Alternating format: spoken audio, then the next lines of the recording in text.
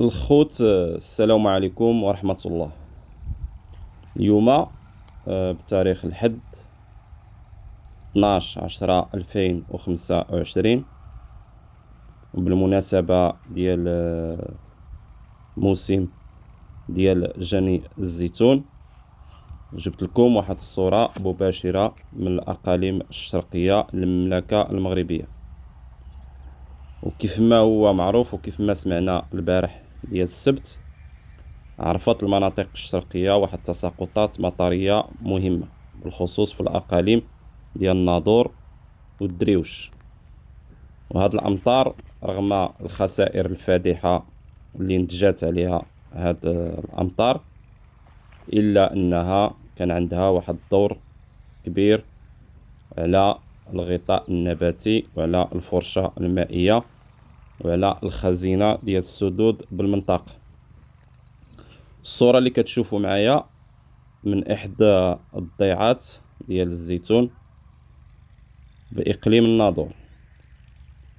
كيف ما هو معروف، في كل موسم ديال جني الزيتون كيكتر الحديث على الإنتاج وكيكتر الحديث على الأثمنة. اليوم هنا في المناطق ديال الناظور بالخصوص في الأقاليم الشرقية، الزيتون داير ما بين 8 دراهم و10 ديال الدراهم، يعني على حساب الكاليتي ديال الزيتون، واش غليظ واش رقيق، على حساب داك الزيتون واش بيض واش خضر واش حمر واش كحل.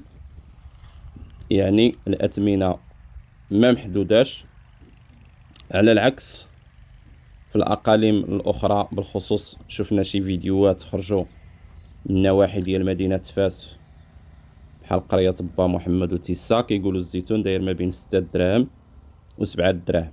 غير واحد الإيضاحة، واحد الإشارة اللي بغيت نشير ليها، علاش هاد الأثمنة كتختلف ما بين الزيتون ديال المناطق ديال إقليم تاونات والمناطق الشمالية بالخصوص، وهاد المناطق الشرقية، اللي هو داك الزيتون ديال المناطق الشرقية الأغلبية ديالو كيمشي للمعامل، وهاد المعامل اللي هما اختصاصيين ماشي في زيت الزيتون، وإنما اختصاصيين في تصبير الزيتون. يعني داك الزيتون اللي كنشوفوه كيتباع في المحلات كيكون خضر ولا كحل، يعني هاد المناطق الشرقية هي المصدر الرئيسي ديال هاد النوع ديال الزيتون. كما أن في هاد المناطق الشرقية كذلك كيتوجدوا مجموعة من المعامل اللي اختصاصيين في الإنتاج ديال هاد النوع ديال الزيتون، بالخصوص في مدينة تاوريرت وفي مدينة جرتيف.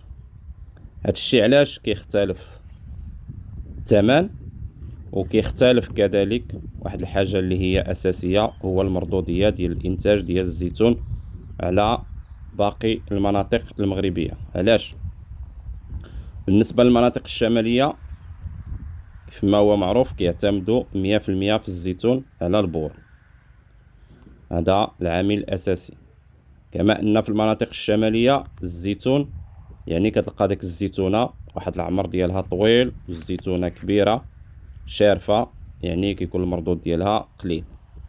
والعامل الآخر اللي هو الجفاف وقلة التساقطات المطرية أثرت بشكل كبير على المردودية ديال الإنتاج في هذه الأقاليم الشمالية. واليوم اتصلنا بمجموعة من الأشخاص في هذه المناطق الشمالية، قالوا لنا بأن الزيتون في هذه المنطقة يعني خصو الشتاء في هذه السيمانة، سينو غادي يبس.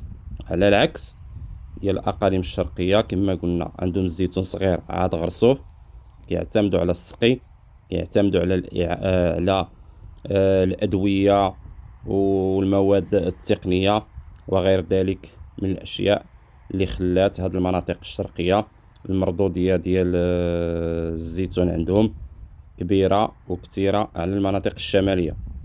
والصورة اللي كتشوفوا قدامكم خير مثال على المردودية ديال الزيتون، اللي هو كيف ما قلنا السقي اللي ولا كيلعب واحد الدور أساسي في المردودية ديال الإنتاج ديال الزيتون. يعني النقاش اللي بغيت نناقشكم، علاش المناطق الشماليه ما تتجهوش في هذا الاتجاه ديال السقي؟ جاوبونا